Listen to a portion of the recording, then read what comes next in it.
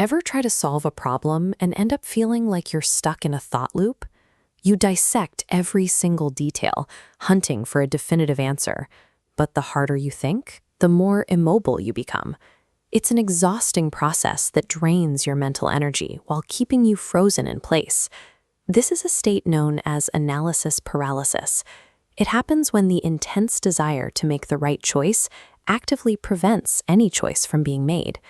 The difficulty is that our brains often mistake this process for actual work. We confuse the anxious, repetitive spinning of overthinking with the productive, structured work of real problem solving. Because of that cognitive mix-up, a genuine attempt to find clarity morphs into a cycle of indecision. You walk away feeling overwhelmed, mentally depleted, and no closer to an actual solution.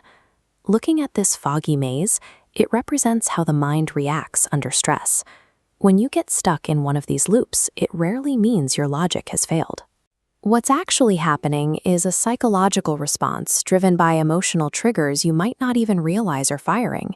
3 major fears typically drive this response: the fear of what you don't know, the fear of making a mistake, and the fear of how others might judge your final decision. Psychiatrists refer to a specific trigger here called uncertainty intolerance. If you lean toward an anxious temperament, the simple act of not knowing an exact outcome is deeply unsettling. That discomfort creates a demand for control. You start trying to micromanage every granular detail of a situation, even though the circumstances themselves are inherently uncontrollable. Add in the weight of past mistakes or a creeping need for perfectionism, and these emotional triggers often override objective reasoning, clouding your judgment with anxiety rather than facts. Suddenly, your brain starts firing off what-if scenarios. What if I say something wrong? What if the project fails? What if the market shifts? You analyze every conceivable risk from every possible angle, desperately trying to shield yourself from failure. In the end, decision paralysis is a malfunctioning defense mechanism. Your brain decides it is safer to freeze completely than to risk the pain of making the wrong move. This diagram shows 2 very different shapes of thought side by side. On the left is the tangled, infinite loop of overthinking, and on the right is the straight, segmented line of actual problem solving. By looking at their structural architecture, we can see exactly how these mental states differ. The architecture of overthinking is vague and completely lacks boundaries.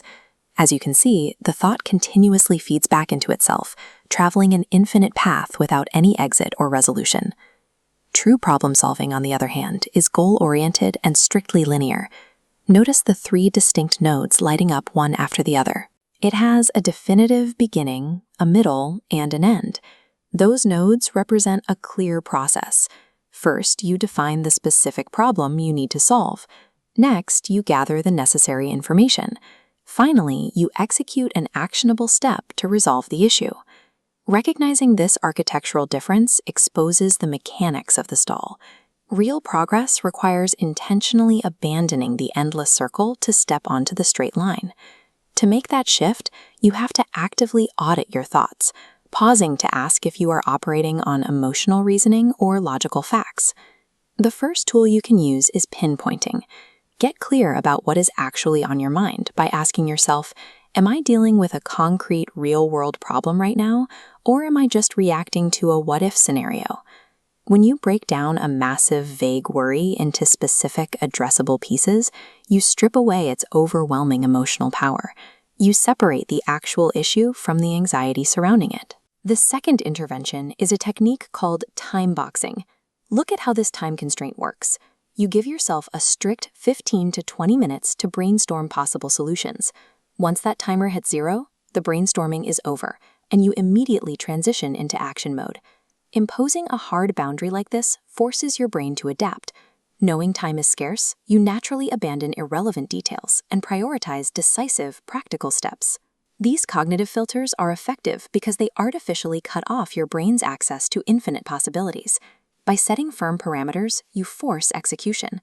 Sometimes the emotional triggers are so severe that logic alone fails.